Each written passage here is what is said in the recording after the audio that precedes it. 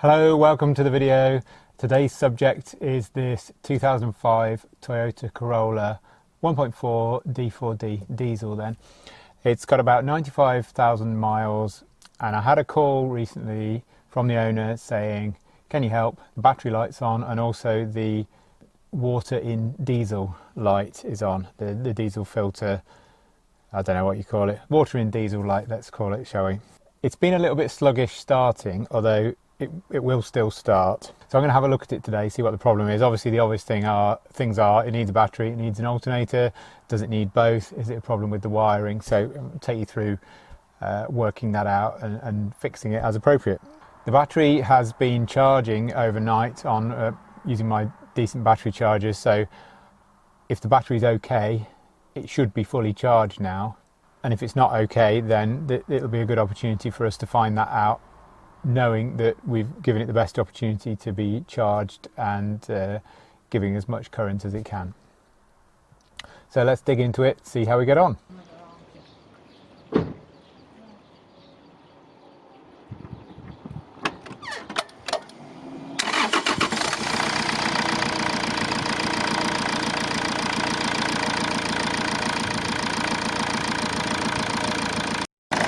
So now we've got plenty of load on, we've got the headlights on, front and rear fogs, rear demist, fan on full. As you can see, it's not charging the battery. You just rev it up to about 2,000 again. Just rev it up a little bit.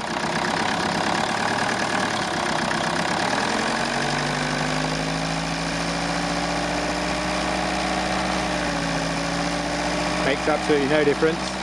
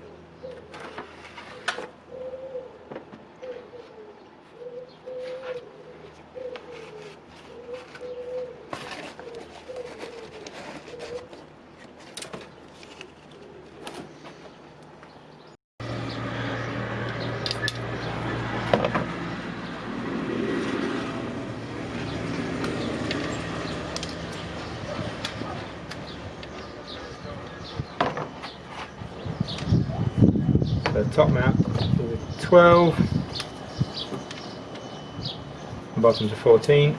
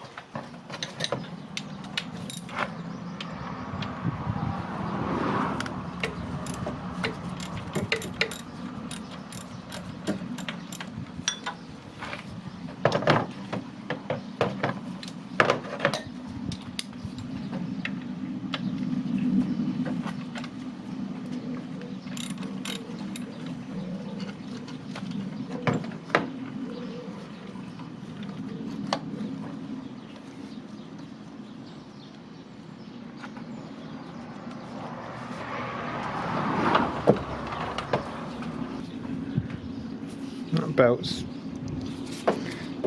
not terrible actually. They usually say you can keep going until you actually start losing bits of the ribs, but because we've taken it off and because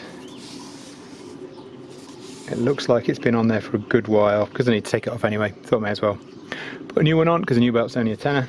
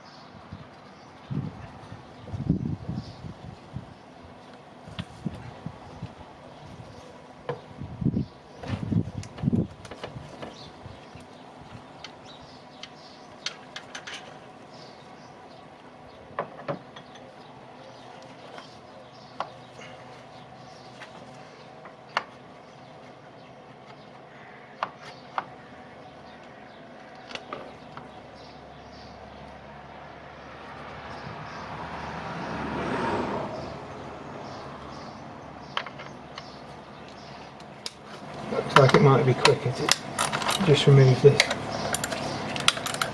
wiring harness mounts.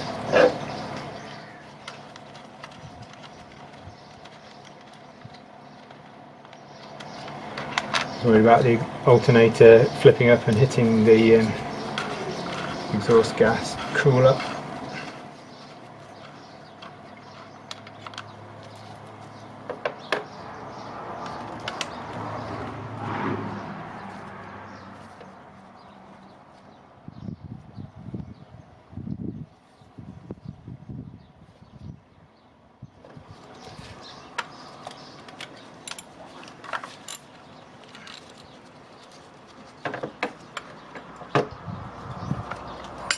Better.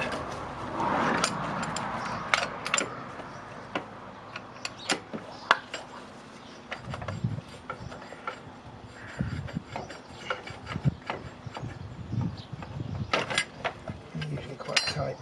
Just got to work it backwards and forwards. So the new one's got a little cover on that bolt. I'm not sure whether that plastic cover pries off, but I'm going to try and see if I can swap it over. So indeed it does, just pried it off with that plastic trim tool. Didn't show you that because it's pretty straightforward, just swapped it over. I'm fitting a genuine Toyota, albeit remanufactured, alternator. Price for this was actually pretty reasonable, I thought, compared to a lot of the aftermarket things on offer. So yep, give it a go, just check the price if you're doing this job.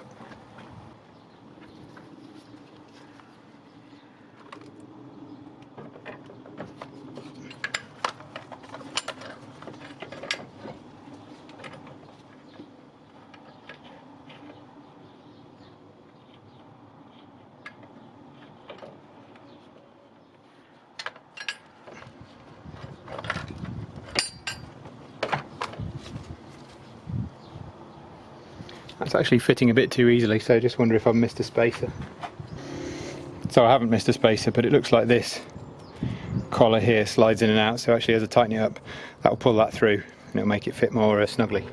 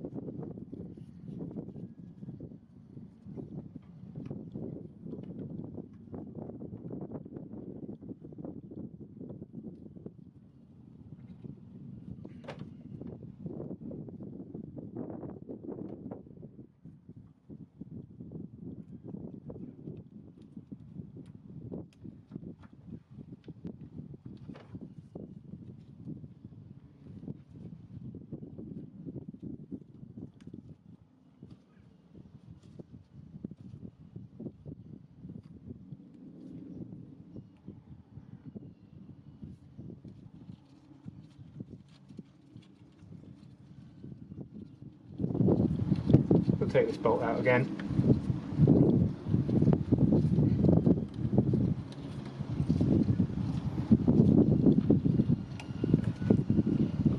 Give it a bit more clearance, there we go.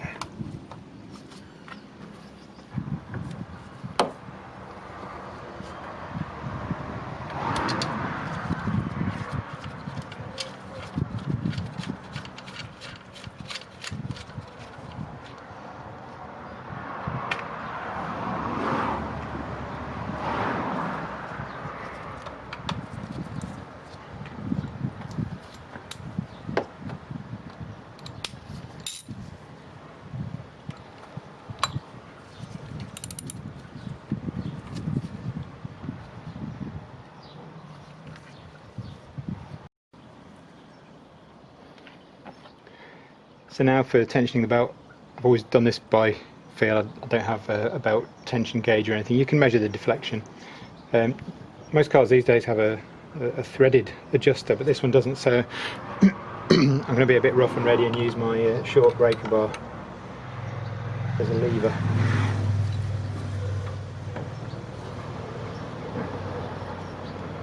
To hold it in place while I just feel the tension and then tighten that one up.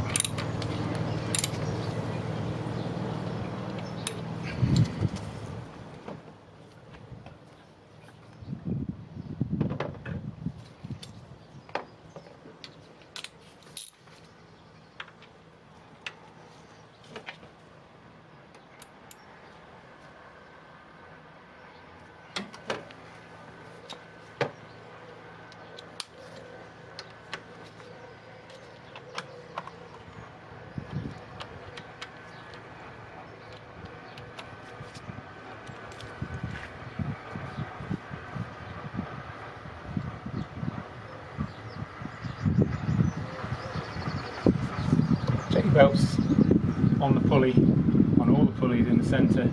If it's not, when you start the car, it could well be thrown off, and then you've wasted a belt.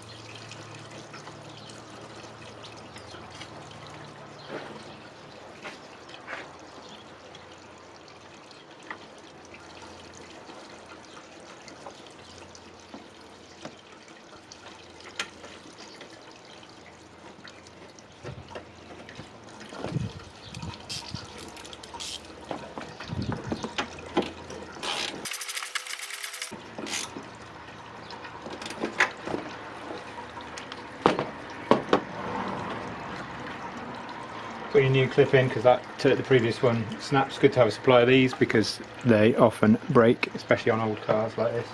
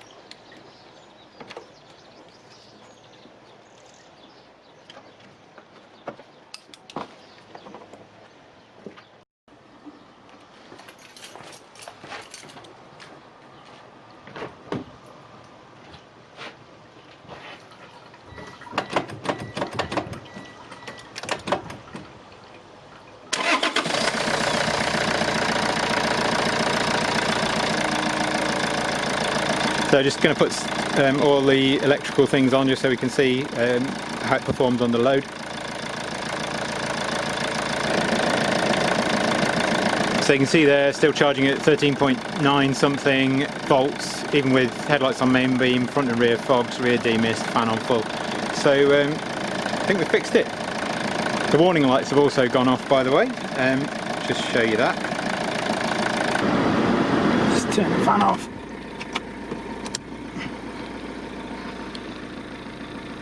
So there we go. See, you've got a bit of glare. I mean, that's better.